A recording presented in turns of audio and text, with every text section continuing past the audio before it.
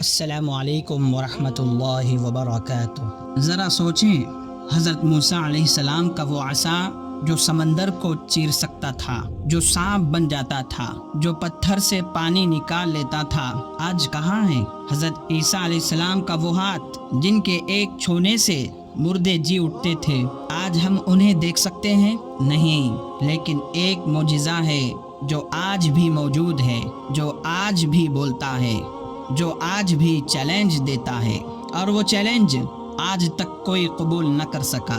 ہر نبی کو ایک معجزہ دیا گیا اور ہر معجزے اپنے وقت کے گواہ تھے، مگر نبیوں کے سردار عقائد و جہاں صلی اللہ علیہ وسلم، جن کی رسالت قیامت تک کے لیے ہے، جن کا دین کسی ایک قوم کے لیے نہیں بلکہ پوری انسانیت کے لیے ہے، ان کا معجزہ بھی ابدی ہے، دائمی ہے، ہر دور کے لیے زندہ ہے۔ اس معجزے کا نام ہے قرآن مجید۔ معجزہ کوئی جادو نہیں ہوتا، معجزہ وہ نشانی ہے جو ایک نبی اپنی رسالت کے ثبوت میں پیش کرتا ہے اور ساتھ کہتا ہے، اگر میں جھوٹا ہوں تو آؤ اس کا جواب دو۔ قرآن نے یہی کیا، صرف ایک چیلنج دیا، اگر تم میں طاقت ہے تو اس جیسی صرف ایک صورت بنا لاؤ۔ اور پھر 1400 سال گزر گئے، عربی کے ماہر آئے، ادیب آئے، فلاسفر آئے، کوئی اس چیلنج کو توڑ نہ سکا۔ اب سوال یہ اٹھتا ہے کہ پچھلے انبیاء کے معجزے کہاں گئے؟ لیکن ذرا پیچھے چلتے ہیں، یہ سمجھنے کے لیے ایک موازنہ ضروری ہے۔ حضرت موسیٰ علیہ السلام کا عصا جب تک ان کے ہاتھ میں تھا معجزہ تھا، جب وہ چلے گئے وہ عصا صرف ایک سوکھی لکڑی رہ گئی۔ حضرت عیسیٰ علیہ السلام کا لمس جب تک وہ تھے، مردے جی اٹھتے تھے۔ ان کے معجزات ان کے ذات کے حد تک تھے، کیونکہ ان کی رسالت بھی ایک خاص قوم اور ایک خاص زمانے کے لیے تھی، مگر عقائد و جہاں صلی اللہ علیہ وسلم، ان کی رسالت ہر زمانے کے لیے ہے، ہر انسان کے لیے ہے، تو ان کا معجزہ آج بھی اسی طرح زندہ ہے جیسے پہلے دن تھا۔ اور جب یہ دائمی معجزہ نازل ہوا تو سب سے پہلے کون لوگ تھے جو لاجواب ہوئے؟ اب ذرا اس وقت کے سامعین کو دیکھتے ہیں، اس چیلنج کا سامنا پہل کن لوگوں نے کیا؟ 7ویں صدی کے عرب، جنہیں اپنی زبان پر ناز تھا، وہ باقی دنیا کو اعجمی کہتے تھے، یعنی گونگے، بے زبان۔ انہی عربوں نے جب قرآن سنا، انہی کے منہ بند ہو گئے، انہی نے کہا یہ انسان کا کلام نہیں ہو سکتا۔ اور یہ اعتراف کوئی عام لوگوں کا نہیں تھا، یہ ان لوگوں کا اعتراف تھا جو شاعری کو اپنا دین سمجھتے تھے۔ اور اس زبان کا کیا ہوا جس نے قرآن کو سنا؟ یہ زبان آج بھی زندہ ہے، مگر کیوں؟ قرآن نے صرف انسانوں کو نہیں بلکہ زبان کو بھی محفوظ کر لیا۔ دنیا کی کوئی بھی زبان ایسی نہیں جو 150 سال میں نہ بدلی ہو۔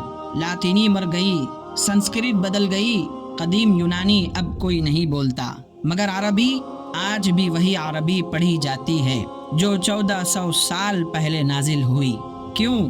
کیونکہ قرآن نے اس زبان کی حفاظت کی۔ قرآن کا اعجاز ہے جس نے عربی کو زندہ رکھا، مگر قرآن کا اعجاز صرف زبان تک محدود نہیں، یہ تو صرف ایک پہلو تھا، اصل بات ابھی باقی ہے۔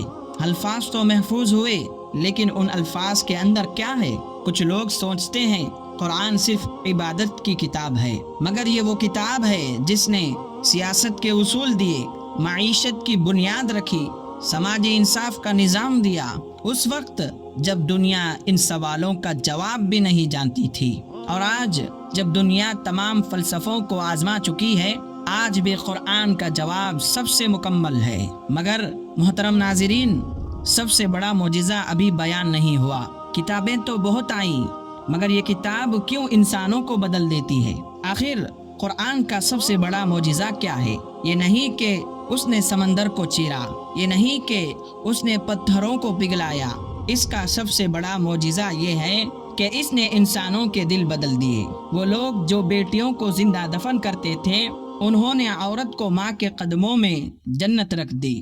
وہ لوگ جو قبیلوں میں لڑتے تھے، وہ ایک امت بن گئے۔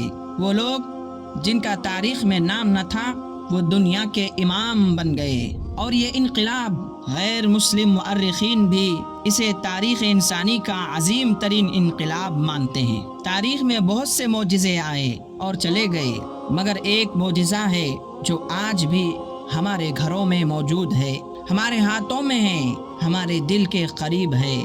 سوال صرف یہ ہے کیا ہم نے اسے صرف تبرک کے طور پر رکھا ہے یا کبھی اس کی آواز بھی سنی ہے؟